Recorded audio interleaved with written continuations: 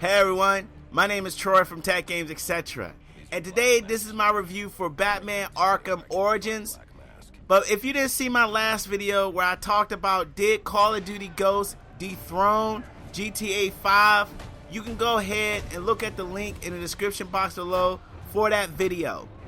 Now let's get started. As the title states, I said Batman Arkham Origins is recycled greatness, and that's a compliment. If you played any games that are previous to the Arkham series, you won't actually miss anything. Like, it's so recycled, I can't really tell you what's new that was added to the initial gameplay. I know that multiplayer was added for the first time, but overall, I can't really tell you what they added to the concept to make it new, to make it fresh. But still, it's still a great game. Now, dealing with the storyline, you are Batman and this is a prequel. Y'all know how I don't like prequels. I think prequels are a cop-out. But this is the Arkham series. I really didn't care. I really didn't care at all because they really pulled this game off. Now, you are Batman, of course, and you are established as a crime fighter, so much so that Black Mask has a $50 million bounty on your head. So you have all these assassins coming after you. So through the whole game, you start to unravel what's really going on, why is this $50 million bounty on your head, and who's responsible. But I'm not going to spoil too much of this game for you. As you can see in this clip, I'm going to just show you a scene where I kept dying, just so I don't spoil a lot of the game for you. But to also make a point that this game is challenging. This game is hard. This is one of my pluses about this game. When you put this game on the hardest difficulty and you're not used to the Arkham series, I played Arkham City, I played Arkham Asylum, but I forgot how hard Arkham series is when you put it on hard. Now, one thing I know they did change, when you did put it on hard in previous Arkham series, they took the counter indicator away when you know how the person's about to throw a punch and you see these little marks above their head where you can counter them. But when you beat the game and play it on New Game Plus, they actually take those away, make the game harder, but you can take all the items that you collected, all your stats you collected, all the unlocks you collected, and play the game over again, but on a much harder difficulty. I absolutely love the boss fights in this game. I had one of my favorite boss fights of all time in this game. It was very good, very challenging, very balanced. I love the combat system as always in all the Arkham series. You really feel like Batman. You have to really think, and you just can't go in just aimlessly just trying to take out enemies, especially ones with guns. And there's a lot of replay value here as far as playing the game over again, unlocking certain things. They have challenge modes. They have a multiplayer. Now, before I get to multiplayer, let me talk about some of the issues that I did have with this game. There are minor issues, but just something you have to keep in mind. If you want to fast travel in this game, you have to unlock certain towers in order to fast travel with your Batwing. Sometimes I wish the missions ended sooner, but it's okay. Once this game starts to pick up, I really started to love it even more. Dealing with the button mashing. My fingers got sore after a while, but I got used to it.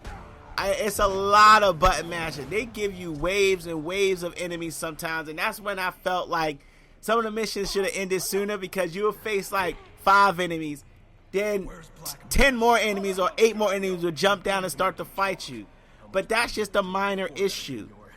Sometimes I felt like I was getting to run around with some objective. That's what I said. Like, I wish the missions should have ended sooner. But that's pretty minor, because this story does really pick up. Now let's get to the multiplayer. Multiplayer was one of the best concepts I have ever played. It's actually 2 versus 3 versus 3. 2 people are Batman and Robin. 3 people are part of Bane's gang. 3 people are part of Joker's gang.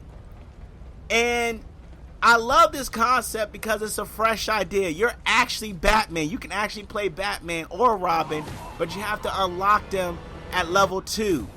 Level 2 took me just by my second match. I was able to play with Batman and Robin, either Batman or Robin.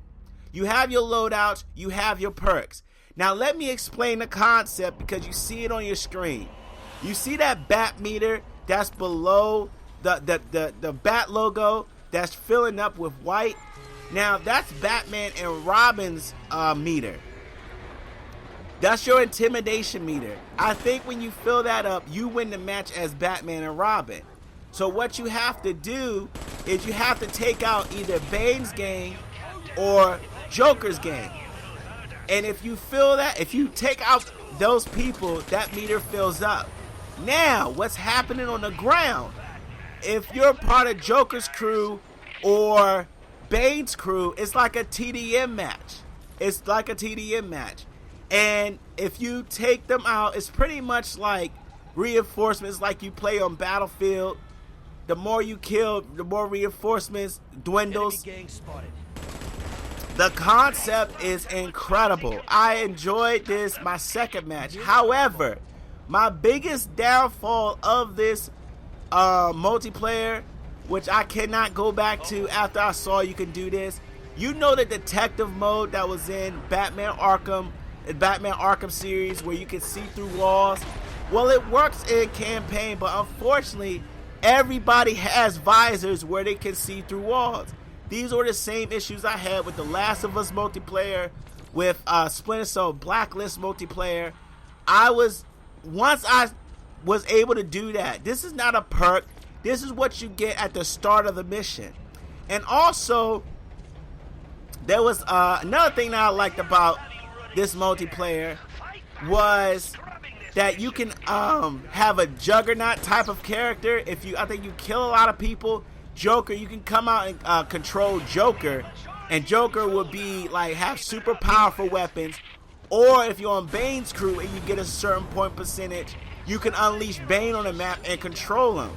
There's a lot of good concepts with this online, but unfortunately, that whole seeing through walls thing takes me out of it. I can definitely see myself playing this a lot if they didn't have that in there. But overall, Batman Arkham Origins is a really good game. It's a lot of replay value here. The multiplayer is there. If you can get over that only gripe that I had for it, but this game is really good. And if y'all worried about is this game messed up or not because it was under a different developer, it's not. I know they had new voices for Batman and Joker. The Joker's voice was really good. Batman's was really good until he stresses his voice. Like, he'll say something like, "Where is he?" If he stresses his voice, you know it's not the original Batman voice. But anyway, outside of that, this is definitely worth a purchase. But there y'all go. There y'all have it. There go my last review for this current gen. As y'all know, next week is a PlayStation 4. So I'll see y'all later. On to the next one. On to next gen. I'm excited. But tell me what y'all think, community. Did you like our Arkham Origins? Just go ahead and leave that in the comments section if Google Plus didn't mess you up like everyone else. And make sure you like this video and subscribe to my channel. It really helps out a lot. So see you later.